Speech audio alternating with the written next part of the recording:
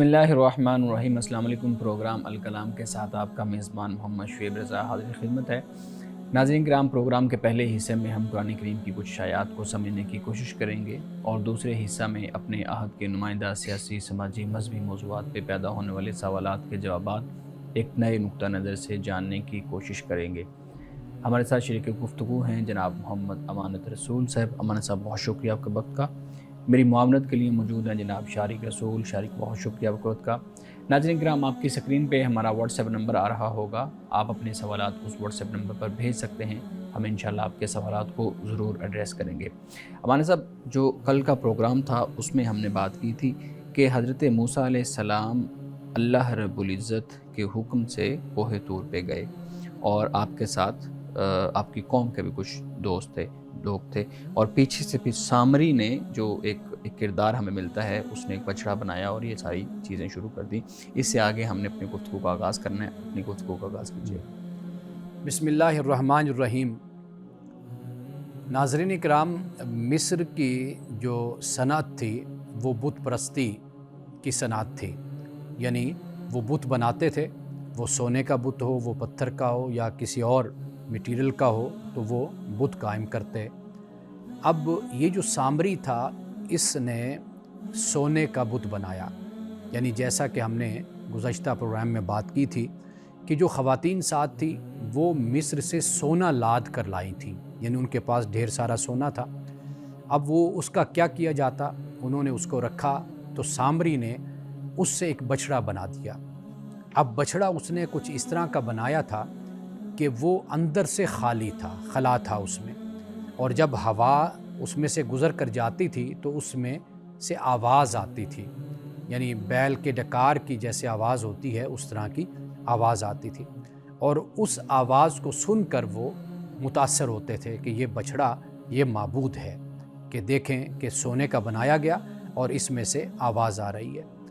अब ये सूरत हाल थी कि हज़रत मूसा अलैहिस्सलाम जब तशरीफ़ लाए तो उसके बाद फिर जब आपने अपनी गुफ्तगू, आपने मुकालमा किया अपनी कौम से, उसका ज़िक्र हमने किया था। अब इसके बाद सामरी ने, अल्लाह पाक कहता है कि इस तरह ढाल दिया था उसने उसको बछड़े की शक्ल में। फ़अख़रज लहुम इजलन जसदन लहू खुवार, फिर एक मूरत जिससे बैल की सी आवाज़ निकलती थी, यानी उसने बछड़ा बरामद कर दिया और बनाया उसने। फिर उसके बाद उसने इस तरह उसको बनाया कि उसमें से बैल की सी आवाज़ आती थी।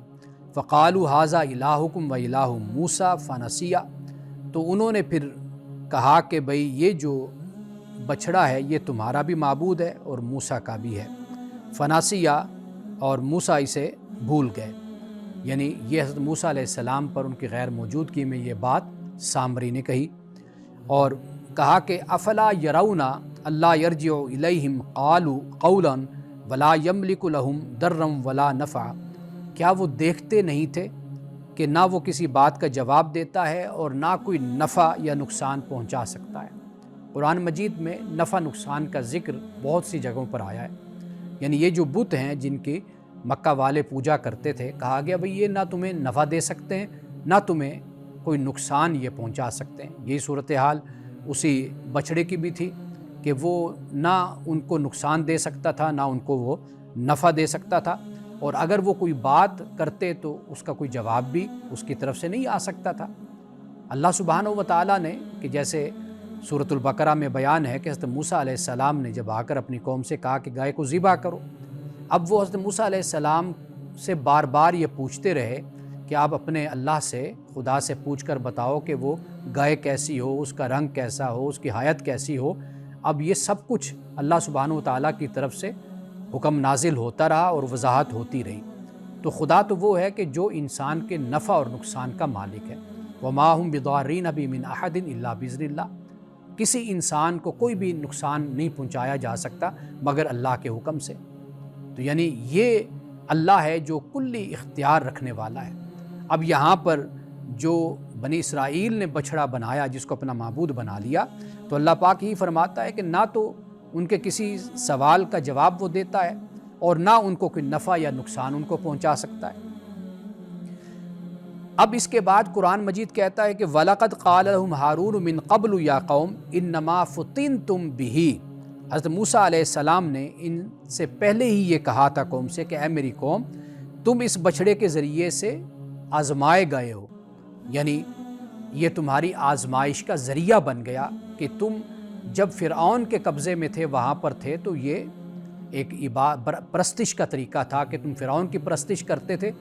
اب تم جب اس سے نکل آئے، اللہ کی توحید کو ماننے والے ہو، تو یہ جو کچھ بھی ہے یہ تم پر حملے کیے جا رہے ہیں کہ تم بہک جاؤ اور تم گمراہ ہو جاؤ، تو ایک لحاظ سے یہ تمہارے لیے فتنہ ہے۔ وَإِنَّ رَبَّكُمُ الرَّحْمَٰنُ، اور بے شک جو تمہارا رب ہے وہ رحمان ہے۔ فَاتَّبِعُونِی، تو میری پیروی کرو، وَأَطِیعُوا أَمْرِی، اور میرے حکم کو مانو۔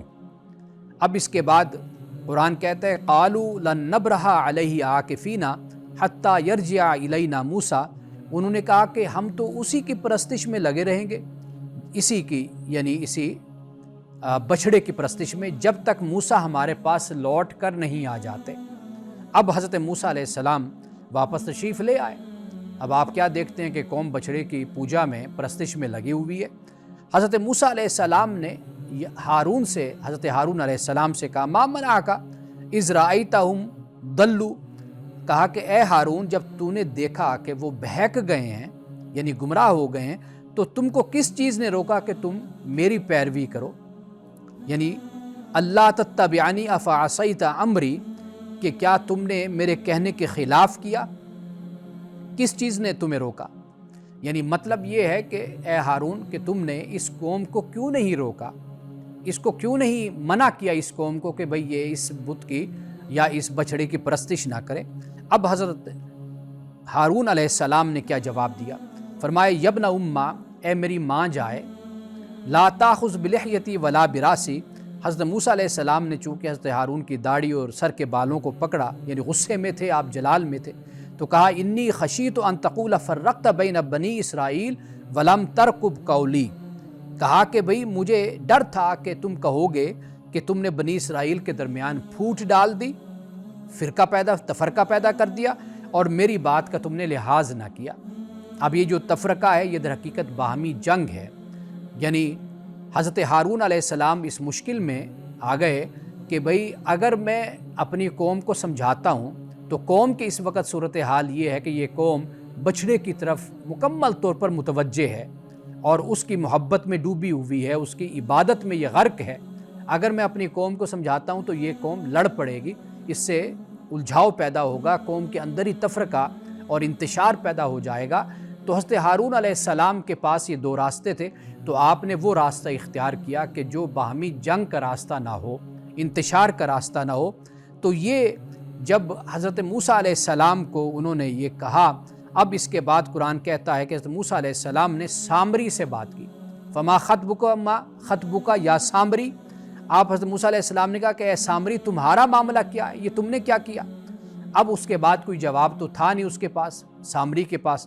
اب اس نے جو بات بنائی، قرآن پاک اس کو بیان کرتا ہے، یہ اکثر جو فراڈیے لوگ ہوتے ہیں، دو نمبر ہوتے ہیں، ان کا طریقہ کار یہی ہوتا ہے، پھر وہ انسان کے ساتھ اس کو اپنے چکر میں لینے کے لیے پھر کشف کی بات کریں گے، کوئی کرامات کی بات کرے گا، کوئی انہونی باتیں کریں گے، ایسی باتیں کہ جس سے دوسرا شخص ان کے پاس آ جائے اور وہ اس کو اپنے جو ان کا ارادہ ہے، جو ان کی سوچ ہے، وہ اس کا گرفتار کر لیں۔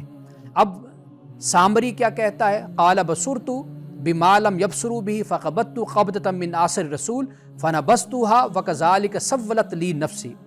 سامری نے کہا کہ مجھ کو وہ چیز نظر آئی جو دوسروں کو نظر نہیں آئی، یعنی یہ حملہ، اور پھر اس کے بعد کہا کہ تو میں نے رسول کے نقش قدم سے ایک مٹھی اٹھائی اور وہ اس میں ڈال دی، یعنی جو بچھڑے میں رسول سے مراد یعنی جبریل، کہ آپ کے قدم کی مٹی جو تھی وہ میں نے اٹھا لی تھی، یعنی کہاں سامری اور کہاں حضرت جبریل علیہ السلام کے قدم کی مٹی، اور یہ ایسی باتیں کہ جس کو نہ سامری پروف کر سکتا تھا، اور ماننے والے جو اگر جاہل ہوں تو وہ تو بالکل اس پر ایمان لے آئیں گے اور اس کو بڑا پہنچا ہوا انسان سمجھیں گے۔ تو یہ رویہ یہاں پر سامری نے اختیار کیا۔ اب اس کے بعد قرآن پاک یہ کہتا ہے کہ سامری نے کہا کہ وَكَذَلِكَ سَوَّلَتْ لِي نَفْسِي، میرے نفس نے مجھ کو ایسا ہی سمجھایا۔ اب حضرت موسیٰ علیہ السلام نے سزا کے طور پر، چونکہ آپ اللہ کے رسول، اللہ کے پیغمبر تھے، تو آپ نے فرمایا کہ فَاذْهَبْ فَإِنَّ لَكَ فِي الْحَيَاةِ أَن تَقُولَ لَا مِسَاسَ، کہ تو اب دور ہو جا، اب تیرے لیے زندگی بھر یہ ہے کہ تو کہے گا کہ مجھے نہ چھونا، یعنی اس کو کوڑ کا مرض اس کو ہو گیا کہ یہ پھر اسی حالت میں ہی مر گئے، یعنی اس کے لیے یہ اللہ کی طرف سے عذاب اترا۔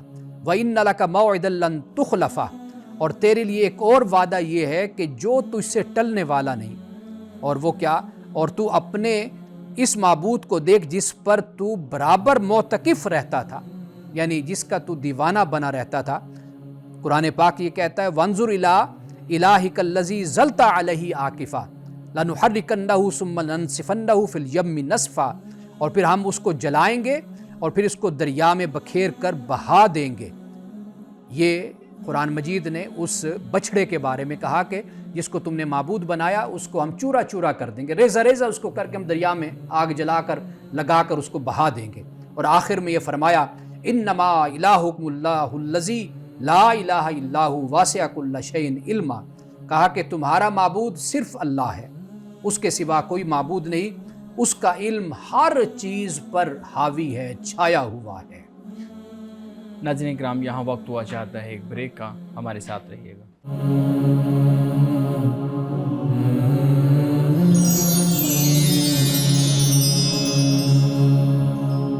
ویلکم بیک ناظرین۔ امان صاحب بہت شکریہ، آپ بیان کر رہے تھے کہ اب موسیٰ علیہ السلام جب واپس آئے تو یہ معاملہ ہوا کہ پہلے حضرت ہارون سے بات ہوئی، پھر وہ جو سامری ہے اس سے بات ہوئی۔ اچھا، یہ جو سامری کا کریکٹر ہے یہ ہمارے ہاں بھی بہت زیادہ ڈسکس ہوتا ہے۔ ہم نے دیکھا کہ ہمارے ہاں جادوگری کے معاملات کے اندر سامری کا وہ ایک کریکٹر آتا ہے۔ وہ ہم چھوٹے ہوتے کارٹون دیکھتے ہوتے تھے تو اس کے اندر بھی ایک سامری کا کریکٹر تھا، سامری جادوگر، سامری جادوگر کا۔ آپ بیان کیجئے گا کہ سامری کون تھا، بنی اسرائیل میں اس کا کردار کیا تھا، یہ صاحب کو منصب شخص تھا، وہاں کا رہنے والا تھا؟ کیونکہ میں پڑھ رہا تھا کہ یہ بر صغیر سے ہجرت کر کے مصر کی طرف گئے اور پھر وہاں سے بھی معاملہ بت پرستی والا شروع ہوا۔ اصل میں یہ ایک تو قبطی تھا، اچھا، یعنی وہاں کا رہنے والا تھا، ٹھیک، وہیں کا تھا، مصر کا۔ اور پھر یہ ہے کہ آپ کو معلوم ہے کہ کچھ لوگوں کو کسی خاص چیز کا شوق ہوتا ہے اور کئی دفعہ وہ اخلاقی اور دینی تقاضوں کو بھی پیش نظر نہیں رکھتے اپنے شوق کو پورا کرنے کے لیے۔ یہ وہاں پر اس حوالے سے ایک تعارف رکھتا تھا۔ اور حضرت موسیٰ علیہ السلام کے ساتھ جو لوگ نکلے تھے وہ بہت بڑی تعداد تو بنی اسرائیل کی تھی اور تھوڑے سے دوسرے گروہوں کے لوگ بھی تھے، اور ایسے بھی تھے کہ ابھی ایمان ان میں راسخ نہیں ہوا تھا۔ بہت سے لوگ تھے کہ جو پختہ ایمان والے بھی تھے، لیکن وہ بہت ہی تھوڑی تعداد کے تھے۔ ایسا بھی روایات میں آتا ہے کہ بہت سے لوگ ایسے بھی تھے جو صرف قوم ہونے کی بنیاد پر ساتھ چلے تھے، یعنی ان کے اندر ایمان بھی پختہ نہیں ہوا تھا، گویا کہ وہ کئی تو ایمان لائے بھی نہیں تھے، یعنی صرف فرعون کے اس جنگل سے نکلنے کے لیے اور اس کے ظلم سے بچنے کے لیے وہ وہاں سے نکلے تھے۔ اب یہ قبطی تھا، اب جادو کا شوق تھا اس کو، تو یہ بھی ساتھ وہاں پر موجود تھا۔ اب حضرت موسیٰ علیہ السلام بھی چلے گئے۔ اب قوم کو کسی نہ کسی طریقے سے ایک مصروف رکھنا یا قوم کو ایک ایسی راہ پر لگانا، اور پھر وہ شخص کہ جب حضرت موسیٰ علیہ السلام موجود ہیں تو آپ کی موجودگی میں تو وہ اس طرح کا کوئی کام کر نہیں سکتا تھا۔ اب جب آپ تورات کے لیے آپ کوہ طور پر چلے گئے، وادی سینا ادھر چلے گئے، تو اس نے پھر پیچھے اپنا یہ کام دکھایا۔ تو گویا کہ جسے ہم کہتے ہیں نا کہ ایک خود نمائی یا ایک ناموری، یہ جذبہ انسانوں کے اندر بھی ہوتا ہے اور اس کا بعض اوقات انسان غلط بھی استعمال کرتا ہے۔ تو سامری صرف ایک کریکٹر ہے۔ قرآن پاک میں چند اور مقامات پر بھی چونکہ اس واقعے کا ذکر ہوتا ہے تو پھر سامری کا ذکر بھی وہاں پر آتا ہے۔ تو انشاءاللہ ایک دو پروگراموں کے بعد مکمل جو تعارف ہے سامری کا، اس کا پس منظر جو ہمیں معتبر مستند روایات اور حوالوں سے ملتا ہے، تو وہ انشاءاللہ ہم اس پر تفصیل سے بات کریں گے۔ بالکل ٹھیک ہے۔ اچھا مولانا صاحب، اسی سے متعلق ایک اور سوال بھی ہے، میں آپ کے سامنے رکھتا ہوں۔ آپ نے ابھی قرآن پاک کی آیت پڑھی کہ وہ سامری نے موسیٰ علیہ السلام کے سامنے کہا کہ میں نے رسول یعنی جبریل کے اس مٹی لی تھی اور پھر اس کو اس میں رکھا تھا تو وہ بولنے لگ گیا تھا۔ اچھا، آپ نے تو بہت سمپل اس کو قرآن کریم جیسے بیان کر رہا ہے آپ نے بیان کر دیا، لیکن ہمارے ہاں تفاسیر کو اگر ہم پڑھیں، روایات کو دیکھیں، خطباء کی تقریر کو سنیں تو بہت زیادہ عجیب جو ہے نا وہ چیزیں ہمارے سامنے آتی ہیں۔ میں ایک روایت آپ کے سامنے رکھتا ہوں۔ وہ کہتے ہیں جو سامری تھا اس نے جبریل علیہ السلام کے جو گھوڑے کے قدم جہاں پہ لگے تھے وہاں سے مٹی لی تھی، اور پھر یہ اس مٹی کی کرامت تھی کہ جب اس نے اس مٹی کو اس بچڑے کے منہ کے اندر ڈالا، اس بت کے منہ کے اندر ڈالا تو اس میں زندگی پیدا ہو گئی، وہ چلنا پھرنا شروع ہو گیا اور وہ جیتے جاگتے بچڑے کی طرح ایک آواز پیدا کرنے والا وہ بچڑا ہو گیا۔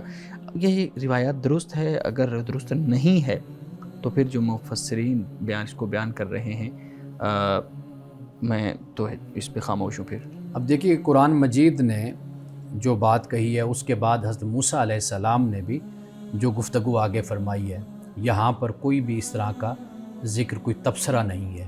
تبصرہ نہ ہونا یعنی اس بات کی علامت ہے کہ بھئی جو سامری نے کہا وہ اصل میں اس نے اپنی طرف سے ایک بات کو بنایا، اور اس نے یہاں تک کہا کہ کذالک سولت لی نفسی۔ سولت کا لفظ ہم نے تسویل، یہ لفظ ہم نے سورۃ یوسف میں بھی پڑھا تھا کہ جب بھائیوں کو حضرت یعقوب علیہ السلام نے کہا کہ یہ تمہارے نفس نے بنائی ہوئی بات ہے، اس کو خوبصورت بنا دیا، یعنی حقیقت یہ نہیں ہے۔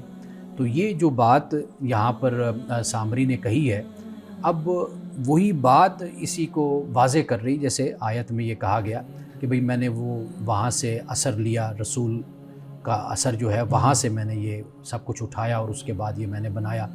تو اب اس کے بعد اس کے پاس اس کے علاوہ راستہ کوئی نہیں تھا کہ وہ کوئی ایسی بات چھوڑے جس کو ہم کہتے ہیں نا چھوڑنا، کہ جس بنیاد پر کوئی دوسرا شخص جو سا اس کے پاس کوئی دلیل اور وہ بھی نہ ہو اور وہ اس سے متاثر، کیونکہ عام ذہن جو سا ہوتا ہے عوام کا، اب دیکھیے کہ وہ انہی باتوں سے ہی آج بھی اگر کوئی اس طرح کی باتیں سنائیں، اب دیکھیے واہ واہ ہوتی ہے، سبحان اللہ ہوتی ہے، تو وہ وجہ کیا؟ وہ یہی ہے کہ لوگ نہیں مانگتے اس پر کوئی دلیل، کوئی ثبوت کہ بھئی آپ یہ کیا کہہ رہے ہیں۔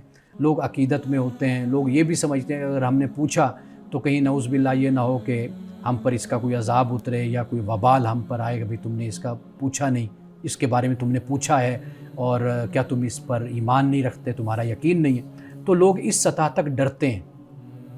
لیکن حضرت موسیٰ علیہ السلام سے جب اس نے یہ بات کہی ہے تو بات کھل کر سامنے آ گئی، اور پھر اس پر ایک سزا جو ہے وہ بھی نافذ کر دی گئی۔ باقی یہ روایات ہمارے ہاں موجود ہیں اور کئی بائبل سے بھی وہاں سے بھی آئی ہیں، کئی ہمارے ہاں اسرائیلی روایات بھی ہیں، وہاں پر بھی ان باتوں کو نقل کیا گیا ہے۔ ہمارے مفسرین نے وہیں سے یہ سب کچھ اٹھایا ہے۔ بالکل ٹھیک ہے۔ اچھا مولانا صاحب، ایک اور اسی طرح کا قول ہمارے ہاں سامری کی جو بات ہے اس سے متعلق آتا ہے، وہ بھی آپ کے سامنے رکھتا ہوں، اس پہ بھی آپ بات کیجیے گا۔ وہ کہتے ہیں جی سامری نے کہا کہ مجھے یعنی موسیٰ علیہ السلام کی جو بات تھی، جو ان کا پیغام تھا، جو ان کا طرز تبلیغ تھا، اس میں کچھ کمزوری معذاللہ نظر آئی۔ یہ میں آپ کو وہ لفظ پڑھ کے سنا رہا ہوں جو میں نے پڑھے ہیں، اور جو دوسروں کو نظر نہیں آئی تھی، یعنی وہ سامری کہہ رہے ہیں مجھے نظر آئی، دوسروں کو نظر نہیں آئی، اس لیے ایک حد تک تو میں موسیٰ علیہ السلام کے نقش قدم پہ چلا، اور جہاں پہ مجھے محسوس ہوا کہ اب یہاں سے مجھے سمجھ میں نہیں آ رہی تو اس کے بعد پھر میں نے یہ قدم اٹھایا۔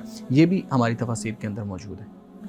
دیکھیے قرآن مجید تو اس سے پاک ہے، قرآن نے کوئی ایسی بات بیان نہیں کی، یعنی کسی مقام پہ بھی، کسی مقام پر بھی اچھا کہ سامری نے یہ کہا، نعوذ باللہ۔ لیکن اگر ہم اس کا دوسرے طریقے سے، دوسرے اینگل سے ہم اس کا اگر جائزہ لیں، وہ یہی ہوتا ہے کہ جو تماش بین قسم کے لوگ ہوتے ہیں نا، تماشا گر قسم کے لوگ ہوتے ہیں، جو تماشے دکھانے والے لوگ ہوتے ہیں، وہ کبھی بھی سنجیدہ بات سے، سنجیدہ پیغام سے اور کسی مقصدیت کے ساتھ کبھی نہ جڑتے ہیں۔ وہ ہر چیز کو تماش بینی کے انداز میں اور ایک مختلف انداز میں وہ اس چیز کو لیتے ہیں۔ یعنی یہ آپ اس بات کو سامنے رکھیں نا کہ جو تماش بین قسم کا شخص ہوتا ہے نا، اس کا طریقہ کار یہی ہوتا ہے کہ وہ لوگوں کی اٹریکشن حاصل کرنا چاہتا ہے، توجہ حاصل کرنا چاہتا ہے۔ حضرت موسیٰ علیہ السلام کا جو پیغام تھا، جو میسج تھا، وہ تو کانٹوں کا راستہ تھا، وہ ایک مقصدیت تھی، اس میں ایک سنجیدگی تھی، اس میں ایک پیغام تھا، ہدایت تھی، رہنمائی تھی۔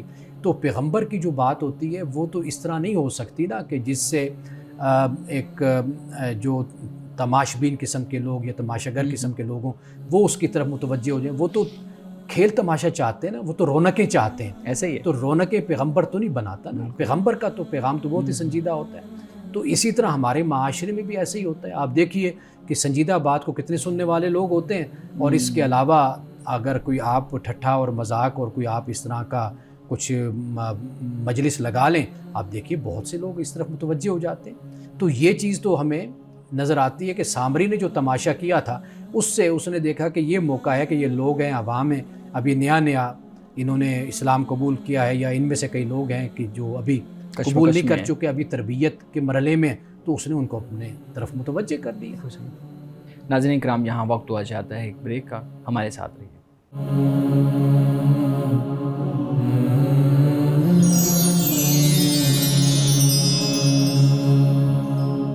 پروگرام میں ایک دفعہ پھر خوش آمدید. ابانا صاحب، آپ اپنی گفتگو میں یہ ایک جملہ آپ نے بولا تھا کہ لوگ جو ہمارے ہاں روایات بیان کی جاتی ہیں، جو باتیں بیان کی جاتی ہیں خطباء کی طرف سے، ہمارے جو مذہبی کانٹینٹ ہے اس کے اندر، اس پہ لوگ سوال اٹھانے سے ڈرتے ہیں. بنیادی طور پہ سوال یہی پیدا ہو جاتا ہے کہ اتنا سنجیدہ معاملہ، اتنا اہم معاملہ، کہ آپ مذہب جو ہے اس کے بارے میں انفارمیشن حاصل کرتے ہوئے، اس کے بارے میں پڑھتے ہوئے، اس کے بارے میں معلومات لیتے ہوئے ڈرتے ہیں، سوال اٹھانے سے ڈرتے ہیں. یہ جو خوف کی فضا انسان کے اندر پیدا ہو گئی ہے، خاص طور پہ ہمارے پاکستانی مسلمانوں کے لیے، یہ کیوں پیدا ہوئی اور اس سے کیا فائدہ یا نقصان ہو سکتا ہے؟ دیکھیے، جو جہالت ہوتی ہے نا، آپ اسے کم علمی کہہ لیں یا لا علمی کہہ لیں، وہ ہمیشہ خوف کو جنم دیتی ہے.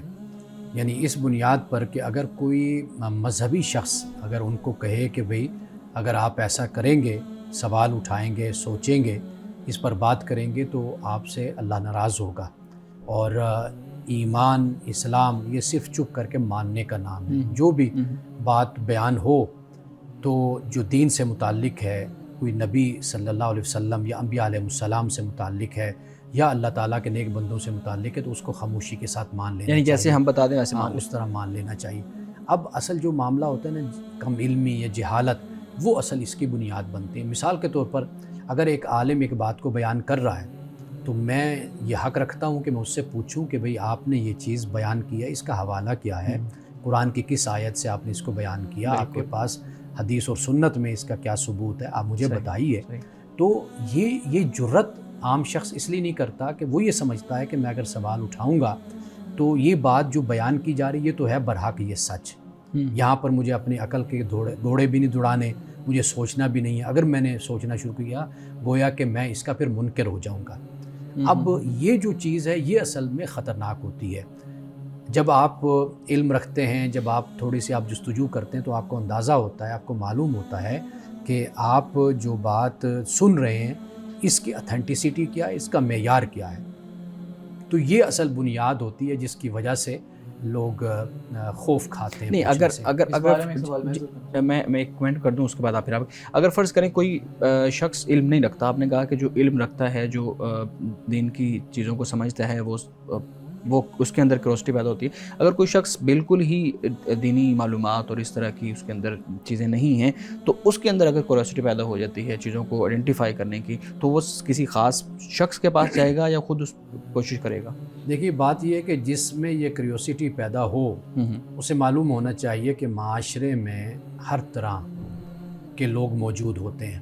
بالکل. یعنی اہل علم موجود ہیں، اہل خطابت بھی موجود ہیں، ایسے لوگ بھی ہیں کہ جو تماشبین ہوتے ہیں، تماشا گر ہوتے ہیں، جیسے ہم نے پہلے بات کی، جو لوگوں کو ایک سٹیج لگا کر لوگوں کو دکھاتے ہیں، ہنساتے ہیں، رلاتے ہیں، وہ لوگ بھی ہوتے ہیں. علم کا جو معاملہ ہوتا ہے نا، اس میں کوالٹی، آپ یہ دیکھیے کہ آپ ایک صاحب علم کا چناؤ کریں، انتخاب کریں، آپ اس کے پاس بیٹھیں، آپ سنیں، سمجھیں، اس کی بات کو بھی من و عن مت تسلیم کریں، آپ مزید اس سے اپنے سفر کو آگے جاری رکھیں. میں نے یہ دیکھا ہے کہ لوگوں کے پاس کوئی روایتی تعلیم نہیں ہوتی مروجہ، لیکن ان کا مطالعہ ہوتا ہے، وہ پڑھتے ہیں، سمجھتے ہیں چیزوں کو. یہ انسان پر خود ڈیپینڈ کرتا ہے کہ وہ کتنی محنت کرتا ہے. اور محنت کرنے والا شخص ہو، بے شک وہ تعلیم یافتہ نہ ہو، وہ بھی علم حاصل کر لیتا ہے، وہ بھی اپنے اندر صلاحیت پیدا کر لیتا ہے. جی پلیز شاریک. تو میں یہ جاننا چاہتا ہوں کہ ہمارے ہاں جو لوگ ہیں وہ سوال کرنے سے اس لیے بھی کتراتے ہیں کیونکہ کچھ جب وہ سوال کرتے ہیں تو علماء کی جانب سے سختی کا اظہار کیا جاتا ہے اور یہ بتایا جاتا ہے کہ کچھ چیزیں جو ہیں وہ حکم کے دائرے میں آتی ہیں اور وہاں پر سوال و جواب جو ہے اس سے پرہیز کرنا چاہیے. تو ایک یہ ابہام بھی موجود ہے اس حوالے سے کہ کون سی باتیں ایسی ہیں جو کہ حکم کے دائرے میں آتی ہیں اور کون سی وہ باتیں جو حکم کے دائرے میں نہیں آتی کہ جن کے متعلق سوال کیا جا سکتا ہے. دیکھیے پہلی بات تو یہ ہے کہ یہ بات تو آپ کی درست ہے کہ علماء کی طرف سے اس بات کا خطرہ رہتا ہے. جی. یعنی اگر آپ کہیں پڑھتے ہیں، تعلیم حاصل کرتے ہیں کسی مدرسہ میں، کسی جامعہ میں یا کسی بھی درس میں، کسی محفل میں جاتے ہیں، تو آپ کا سوال اٹھانا گویا کہ آپ پر ہی ایک سوالیہ نشان لگا دیتا ہے کہ آپ اگر یہ سوال اٹھا رہے ہیں گویا کہ آپ اس کے مخالف جو عقیدہ ہے یا مخالف اس گروہ کو ہے، پروموٹ فرقہ کر رہے ہے، ہیں. آپ اس کے حامی ہیں، آپ اس سے متفق ہیں، آپ کا تعلق اس سے ہے. یہ ایک بہت خطرناک رجحان ہے، یہ نہیں ہونا چاہیے. باقی جو دوسری بات آپ نے کہی ہے، دیکھیے آپ سوال نہیں کریں گے تو جواب نہیں ملے گا، جواب نہیں ملے گا آپ کے علم میں اضافہ نہیں ہوگا. کہا جاتا ہے کہ جو سوال ہے اس میں آدھا علم موجود ہوتا ہے، آدھا نالج اس میں ہوتا ہے سوال میں. تو لہٰذا جو یہ حکم ہے یا حکم نہیں ہے، اس بحث کو چھوڑ کر قطع نظر اس کے اصل بات یہ کہ سوال ضرور آپ کیجئے. یعنی مثال کے طور پر نماز اللہ کا حکم ہے، آپ پوچھئے کہ بھئی نماز اگر حکم ہے، فرض ہے، تو کہاں پر اس کا ذکر ہمیں ملتا ہے، کس جگہ پر اس کو بیان کیا گیا ہے. اس طریقے سے روزہ ہے، زکوٰۃ ہے. جب تک آپ حکم پر بھی سوال نہیں اٹھائیں گے، آپ پوچھیں گے نہیں، تو اس وقت تک تو آپ کو اس کے بارے میں بھی تو معلوم نہیں ہو سکتا نا. مولانا صاحب آج تو ہم دیکھتے ہیں کہ استاذ جو ہے اس کے سامنے سوال رکھیں تو وہ اپنی توہین سمجھ لیتا ہے کہ میرے سامنے سوال کیوں رکھا. اور خاص طور پہ ہم چونکہ مذہبی لوگوں کی بات کر رہے ہیں تو جب ان کے سامنے سوال جاتا ہے تو وہ تو میں ایک بڑا لفظ بولنے لگا ہوں، آگ بگولا ہو جاتے ہیں اس بات پہ کہ جو میں بات کر رہا ہوں تم اصل میں اس کی مخالفت کر رہے ہو، کیوں یہ کر رہے ہو. تو یہ جو استاذ کا منصب ہے یہاں پہ ہی سوال کو دبا دیا جاتا ہے، تو پھر آگے جا کے جن معاملات کی طرف آپ تو اشارہ کر رہے ہیں وہ تو بہت دور کی بات ہے. دیکھیے علم انسان کو اپنی ذات کی نفی سکھاتا ہے، انسان میں عاجزی پیدا کرتا ہے، انکساری پیدا کرتا ہے، انسان کو مٹانے کی تعلیم دیتا ہے اپنے آپ کو. اگر شاگرد ہے، کوئی شخص بھی ہے، تو ہمارے ائمہ فقہا ان کا طریقہ یہی تھا کہ اگر وہ نہیں جانتے تھے تو وہ کہہ دیا کرتے تھے کہ ہمیں اس کے بارے میں معلوم نہیں ہے. اچھا بہت احتیاط کا راستہ وہ ہمیشہ اختیار کرتے تھے. تو خاص طور پر جو مذہبی لوگ ہیں ان کو چاہیے کہ وہ اپنے ائمہ، اپنے فقہا کو پڑھیں، دیکھیں کہ ان کا لوگوں کے ساتھ کیا رابطہ، کیا تعلق ہوتا تھا. سائلین آتے تھے، سوال کرنے والے طلباء آتے تھے، تو وہ کس طرح شفقت اور محبت کے ساتھ. دیکھیے آپ مجھ سے ایک سوال کرتے ہیں، پوچھتے ہیں، میرے پاس اگر اس کا جواب ہے تو میں بیان کر دیتا ہوں، اگر اس میں اختلاف ہے اس کے جواب میں مختلف علماء فقہا کی رائے ہے میں وہ آپ کے سامنے رکھ دیتا ہوں. میں نہیں جانتا تو میں آپ کو کہہ دیتا ہوں. باقی اگر آپ سوال کر رہے ہیں تو میں آپ کے من میں اتر کر، مجھے نہیں پتا کہ آپ یہ سوال واقعی علم کے لیے پوچھ رہے ہیں یا مجھے چھیڑنے کے لیے پوچھ رہے ہیں یا مجھے جج کرنے کے لیے پوچھ رہے ہیں یا آپ کسی اور فرقے سے تعلق رکھتے ہیں یا کسی اور مسلک سے یا گروہ سے تعلق رکھتے ہیں. میں نہیں جانتا، میں آپ کے باطن میں اترا نہیں ہوں، یہ اللہ کے پاس علم ہے. اگر میں اس بنیاد پر آپ کے سوال کو اگر میں ایڈریس نہیں کرتا، پہلے سے کوئی بدگمانی اپنے اندر بٹھا لیتا ہوں، تو یہ تو بدگمانی خود ایک عالم کی شان کے ہی خلاف ہے اور ایک انسان کے کردار اور اعلیٰ کردار اخلاق اور دین کی تعلیم کے ہی خلاف ہے. یہ تو بالکل صحیح ہے. مولانا صاحب ناظرین کے کچھ سوالات ہیں آپ کے سامنے رکھتا ہوں. پوچھتے ہیں جی، جو نکاح کو آدھا ایمان کہا گیا ہے وہ کیوں کہا گیا ہے؟ اور دوسرا اس کے ساتھ ہی لنک کیا گیا انہوں نے کہ کیا کنوارا جو انسان ہے وہ جنت میں داخل نہیں ہوگا؟ دیکھیے پہلی بات تو یہ ہے کہ احادیث رسول صلی اللہ علیہ وسلم میں جب اس طرح فرمایا گیا، اب اس کا جو مقصد ہوتا ہے وہ یہ ہوتا ہے کہ اس کی اتنی زیادہ اہمیت ہے آپ کی زندگی میں اچھا کہ آپ اس کو کبھی بھی اگنور نہ کریں. رسول اللہ نے فرمایا کہ نکاح آپ کی آنکھوں میں حیا کا باعث بنتا ہے، آپ کی شرمگاہ کی حفاظت کا باعث بنتا ہے. یہ آپ علیہ الصلوۃ والسلام نے یہ فرمایا. اب یہ اس کے اچھے اثرات کو بیان کیا جا رہا ہے. یعنی ایک شخص ہے کہ جو اگر نکاح نہیں کرتا، مثال کے طور پر وہ کسی گناہ میں مبتلا ہو جاتا ہے، زنا میں مبتلا ہو جاتا ہے، تو واضح بات ہے کہ وہ اپنے ایمان کے ایک لحاظ سے نفی کر رہا ہے نا. کہ بھئی اگر ایک شخص مومن ہے، مسلمان ہے، مسلم کہتا ہے خود کو، تو پھر اللہ کا حکم اس کو یہ ہے کہ وہ اپنی عصمت کی، اپنی چیسٹی کی حفاظت کرے.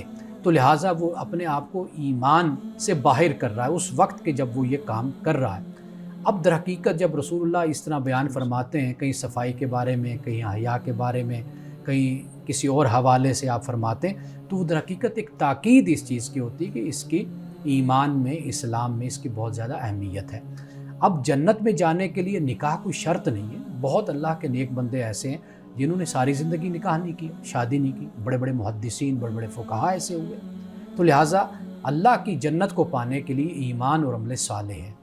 ایمان، عمل صالح. عمل صالح میں پھر یہ ہوتا ہے کہ انسان نے اگر نکاح نہیں بھی کیا پھر بھی وہ اپنی شرمگاہ کی حفاظت کرتا ہے، اپنی نگاہوں کی حفاظت کرتا ہے، تو اس کے لیے یہ عمل پھر جنت میں جانے کا باعث بن جاتا ہے.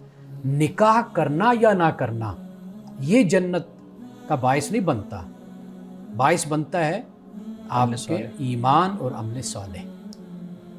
ناظرین کرام، یہاں وقت ہوا چاہتا ہے ایک بریک کا، ہمارے ساتھ رہیے گا.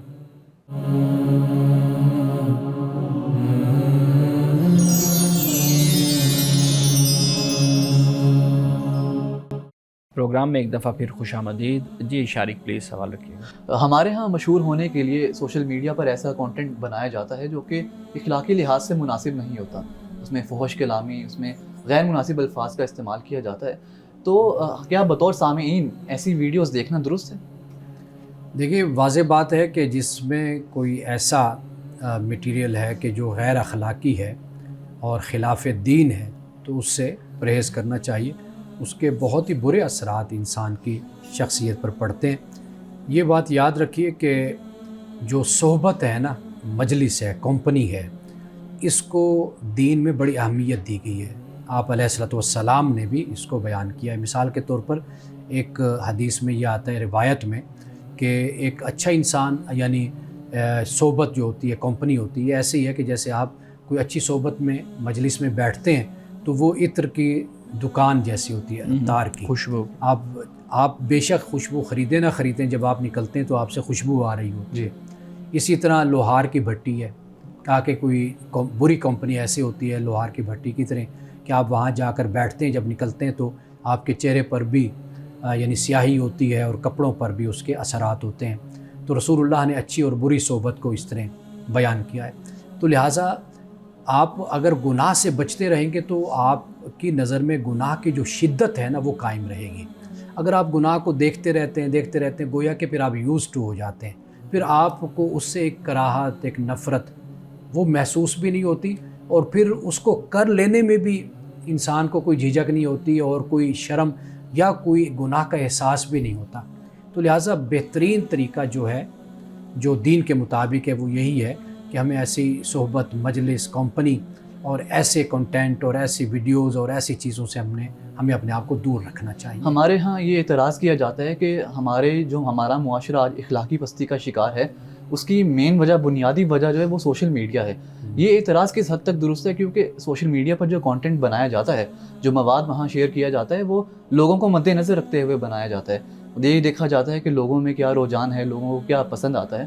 خاص کر جو ہمارا نوجوان طبقہ ہے اس میں فحش کلامی اور گالم گلوچ کا کافی رجحان پایا جاتا ہے.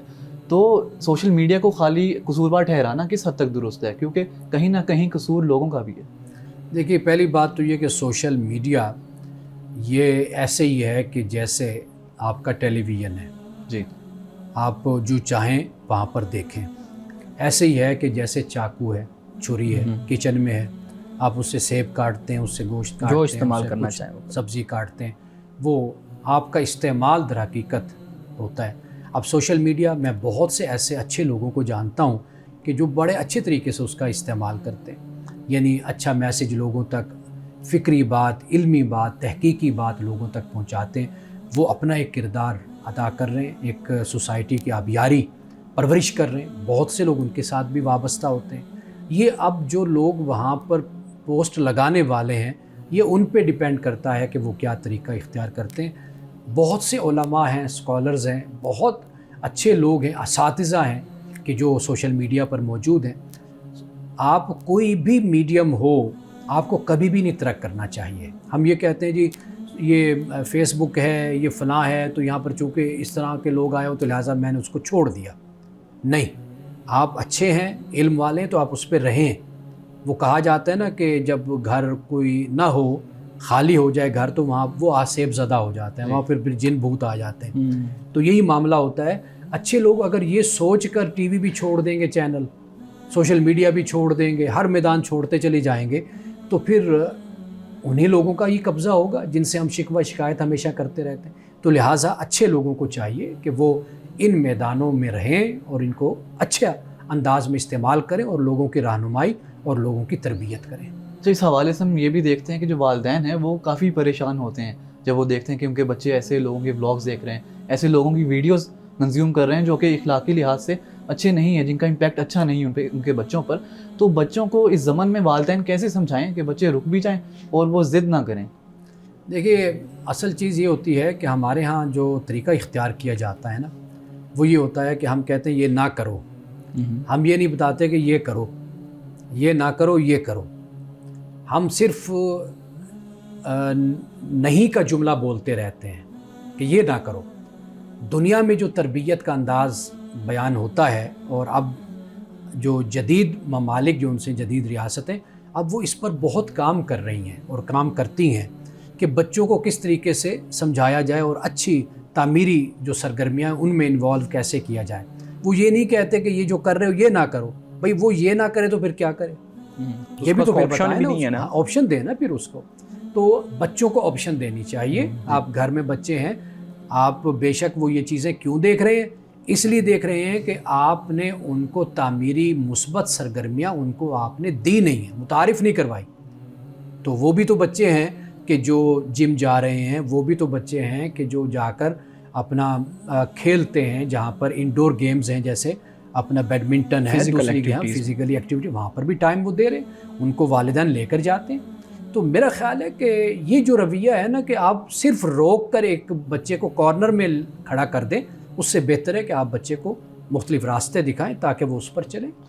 جیسے میں نے پہلے ذکر کیا تھا کہ ہمارے ہاں جو خاص کر نوجوان طبقہ ہے، ان میں گالم گلوچ اور فحش کلامی کا کافی رجحان ہے، جس کی وجہ سے جو سوشل میڈیا پر ایسے لوگ ہیں وہ ابھر کر آتے ہیں، ان کو سراہا جاتا ہے کافی. تو یہ جو ٹرینڈ ہے ہمارے ہاں گالم گلوچ اور فحش کلامی کو سراہنے کا، اس کو کیسے ختم کیا جائے؟ اس کو ختم کرنے کا طریقہ یہی ہے کہ تربیت کی جائے. جی، اچھے لوگ زیادہ سے زیادہ آئیں اور بیٹھیں اور بات کریں.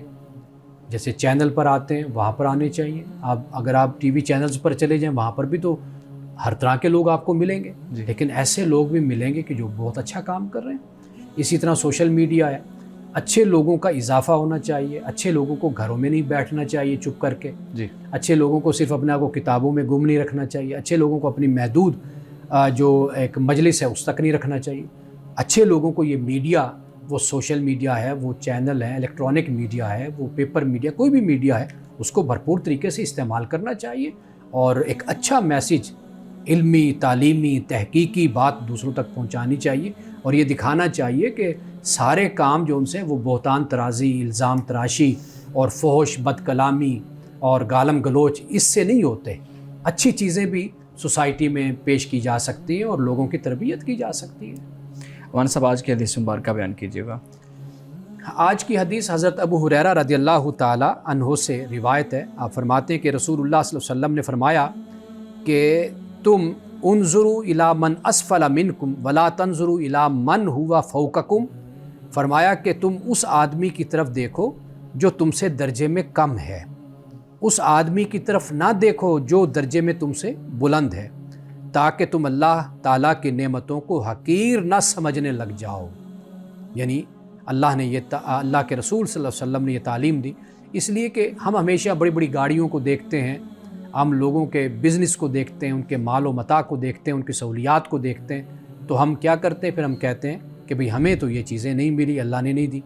حالانکہ ہمارے پاس صحت ہوتی ہے، ہمارے پاس اللہ کا دیا اور ایسا کچھ ہوتا ہے جو کسی اور کے پاس نہیں ہوتا. بے شک ان کے پاس مال ہوتا ہے، لیکن ہم اللہ کی دی ہوئی نعمتوں کا شکر ادا نہیں کرتے جو ہمارے پاس ہوتی ہیں. تو لہٰذا ہمیں یہ دیکھنا چاہیے کہ جو ہم سے کم لوگ ہیں تاکہ ہم میں شکر پیدا ہو. ناظرین گرامی، اس دعا کے ساتھ اپنے پروگرام کا اختتام کریں گے. اللہ رب العزت حسن کلام اور تاثیر کلام عطا فرمائے. ہماری زبان کی گروں کو کھول دے اور سننے والوں تک خیر کا پیغام پہنچے۔ اجازت دیجیے، خدا حافظ۔